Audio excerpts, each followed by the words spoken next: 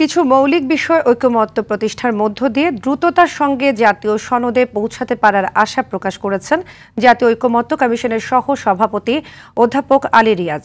সকালে রাজধানীর foreign service একাডেমিতে রাজনৈতিক দলগুলোর দ্বিতীয় দফার দ্বাদশ দিনের আলোচনার সূচনা বক্তব্যে একথা বলেন তিনি।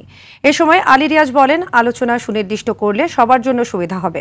দ্রুত সময়ের মধ্যে জাতীয় সনদে এক জায়গায় পৌঁছাতে পারলে সবার জন্য ভালো হবে বলে মনে করেন আলী রিয়াজ।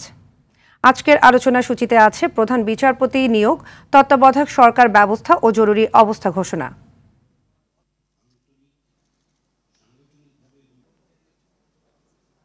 এই পর্বের একটি যৌক্তিক সমাপ্তি এবং একটি জাতীয় সনদ তৈরি করা সম্ভব। আমাদের সামনে যে বিষয়গুলো আছে, ইতিমধ্যে আমরা বেশ কয়েকটি বিষয়ে, যেগুলো মৌলিক বিষয় নিঃসন্দেহে, সেগুলো এবং তার পাশাপাশি সেগুলিতে আমরা একমত হতে পেরেছি।